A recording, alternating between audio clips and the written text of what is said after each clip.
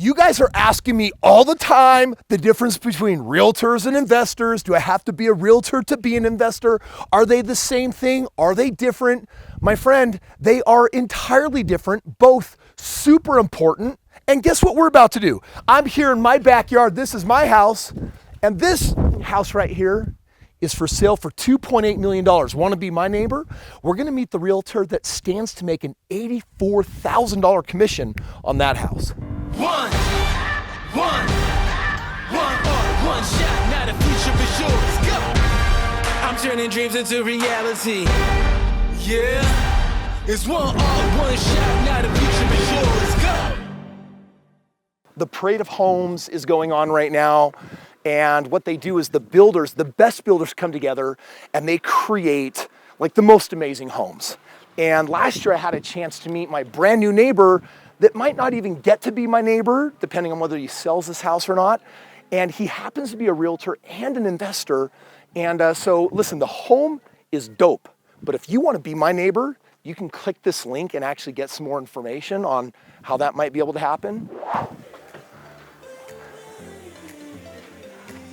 It's a nice house. I like this one. I like the style. Realtors that represent super high-end homes like this can make a lot of money.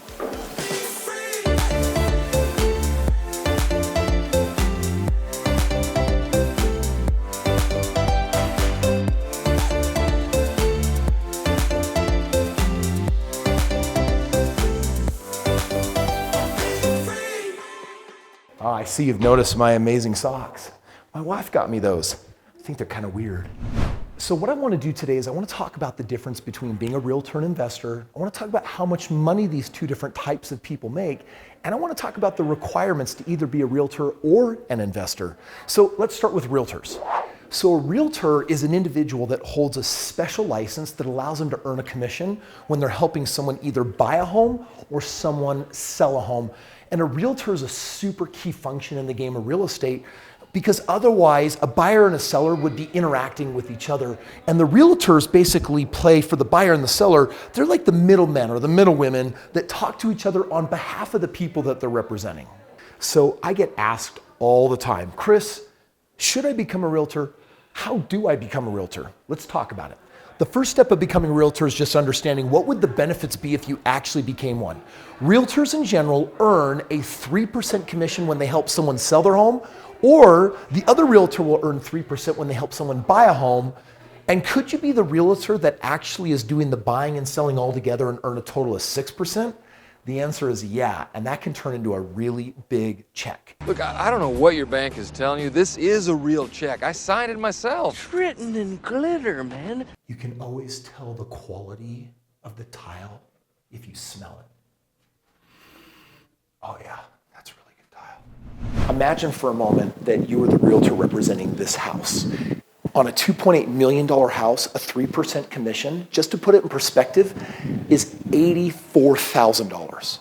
But let's say that you knew the person that wanted to buy it and you were also the one selling it, so you're getting the full 6%.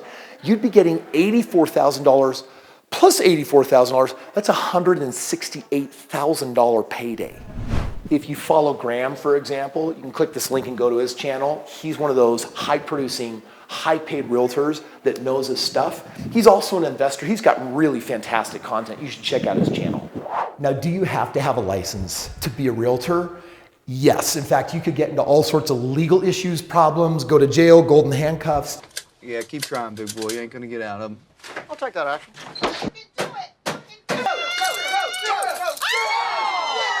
If you actually try to act like an agent when you're not one, that's bad news bears for you.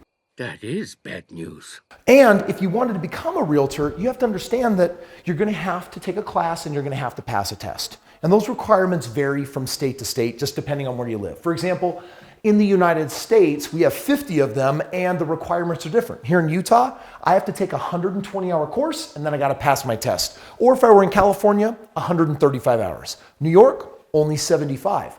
Once you have passed your test though and you have your license, You do need to know that every so often you got to go and get some continued education. You got to take more courses so you can keep your license up to date. The good news, everyone learns differently. There's pre-licensing courses that you can take online. You'll still have in-person options, but guess what? Real estate has caught up with the 21st century, and you can do all of it literally right from home. It's getting hot in here, so put on all your clothes. It'll get hotter, so hot, I'm gonna put my clothes on. The third step in becoming a realtor is that once you have your license, you got to figure out which broker you want to hang your license with. As in, you have to be represented by some brokerage. And the New York Times recently came out with an article on how to choose a broker. Here's what they said. They said, you should interview at least 3 brokers. You should ask how much money they've made on recent deals. And finally, you should ask for a listing presentation. It's not bad advice, but I have better advice. Your broker is going to train you how to be a high productive agent. So you're looking for a mentor, you're looking for a role model, you're looking for someone that is making all the money and they're killing it and that they can actually show you step by step how to do it as a business. Because believe it or not, being your own boss, being a realtor, it is a business. And depending on your work ethic, depending on your creed and how you work, it's ultimately going to determine whether you suck at it or you're really good at it. Most people suck. So if you want to get good, then you want to spend time with people who are obviously really good. Let me ask you, how would you like to actually meet a realtor who has made millions of dollars in the game? Well, head downstairs with me. I'm going to introduce you to Alan, who actually owns this house, and we're going to get the inside scoop.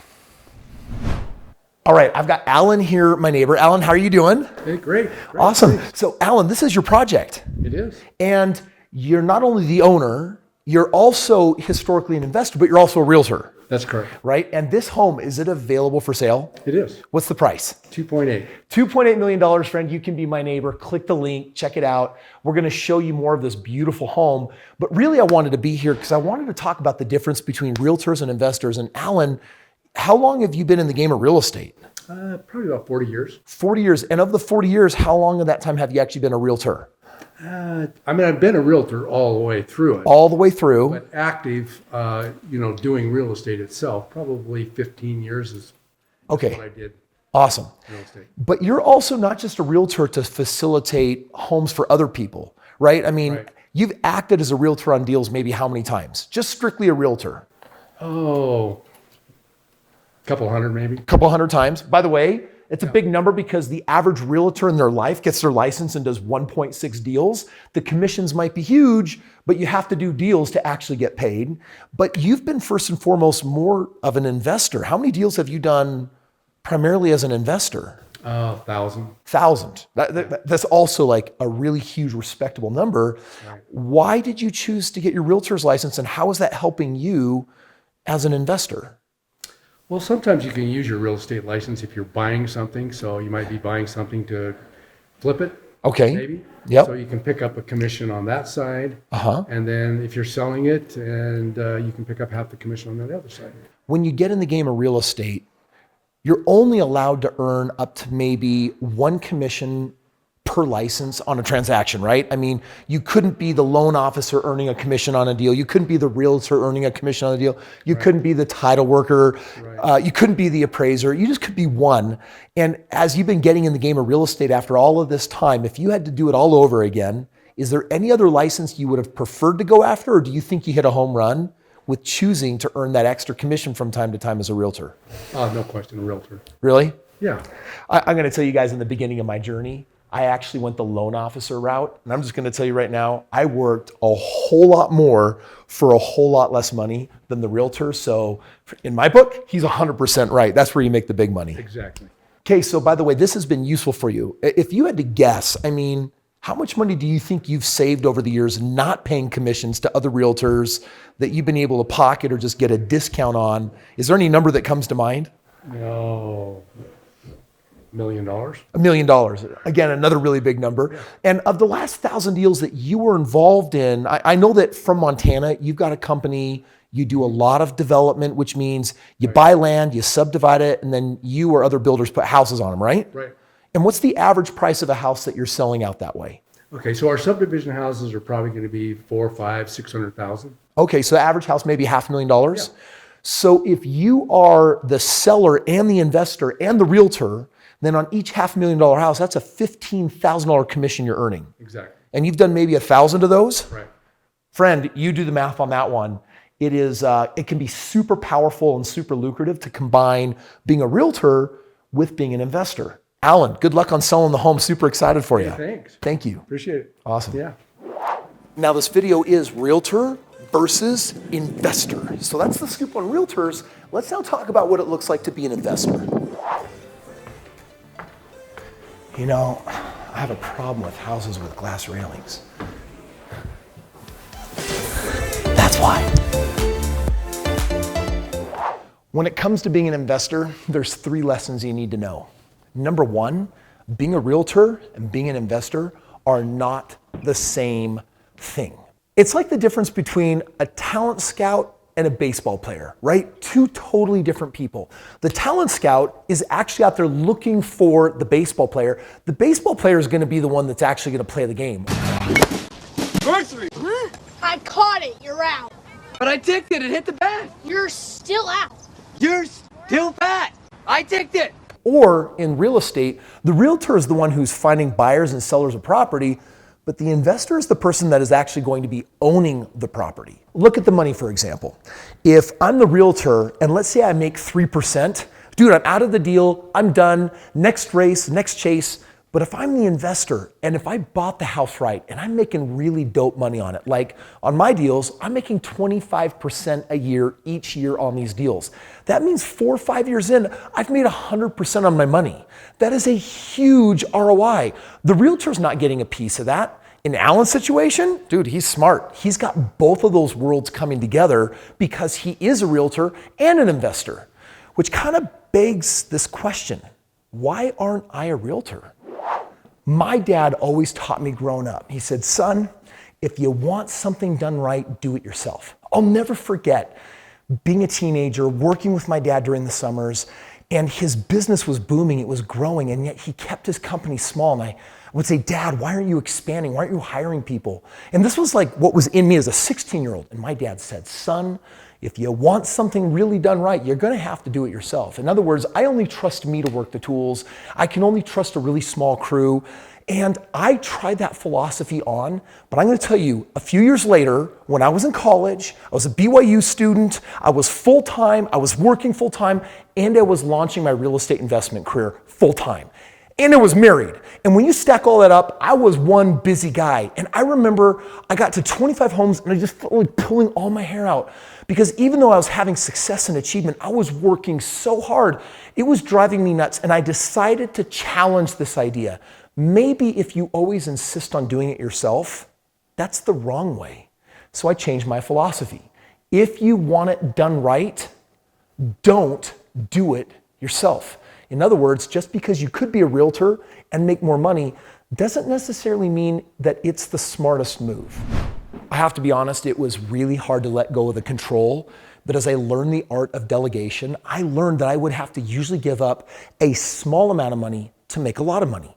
And that's just as true today and why I'm actually not the realtor on my own deals. Would I make more money? Yes, but you have to consider the opportunity cost. You actually have to ask, and this is the 3rd lesson, what is the cost of your time for the choice that you're making? In my world, I actually calculate my value in dollar per hour. And if I were to take on the role of being a realtor, I could add hundreds of thousands or maybe millions of extra dollars of income, but guess what? That would actually be a downgrade in pay versus a promotion. Now, for the record, if you become my neighbor, I can see you. I can spy on you. That sounds kind of creepy. There's a difference between being the producer and also being the owner. You actually have to ask, what is the value of your time? The producer is the artist that actually puts time in and they can calculate their value dollar per hour. But when you own something, you don't necessarily have to put time in to make a lot of money. And my philosophy in the game of real estate is that if I buy it right and if I have the right strategy, that in time when I go to sell it, I've made money along the way and I'm gonna get a really big fat paycheck after. So the reality is, I'm not a realtor, but I have purchased over 4,000 homes. And I want you to walk away understanding that you don't have to be a realtor to be an investor and buy real estate. Real estate like what? Well, check this home out. That doesn't look anything like my neighbor's house right next door. The reality is I don't actually invest in luxury real estate. I know how to produce a consistent 25% plus ROI year after year after year on what I like to actually call affectionately American dream real estate. Or in other words, the basic real estate that the majority of people are ever going to want to buy or rent. Like this home in Tennessee, one of my cash flow markets, it's a 4-bedroom, 1.5 bathroom home, and it produces 26% ROI year over year. So am I gonna buy this? I did. This is another one that I was looking at buying. This one actually is in Florida. This is one of my growth markets. This one has a 7% cash on cash. I put money in and 7% of my money comes back every single year, but look at my overall ROI with appreciation. It's 32%. These deals, they are hot. They make me lots of money. Like this one. This is another one. This is in Indianapolis, one of my other markets. Again, 26% annual ROI, cap rate 10%.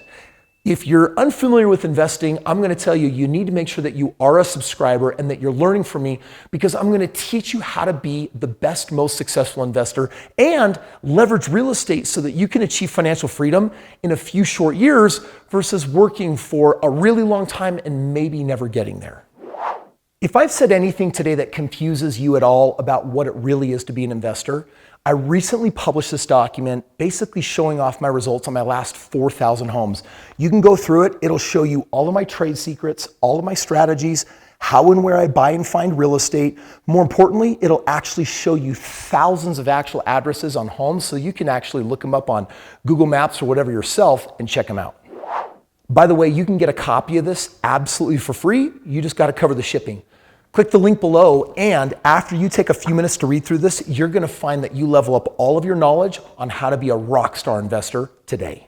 Some days, I'm just sitting here on my couch, I'm finding deals, and I'm making $100,000. Would you like to know how to do that?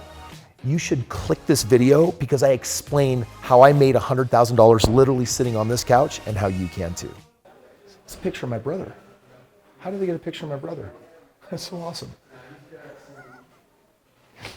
Sorry.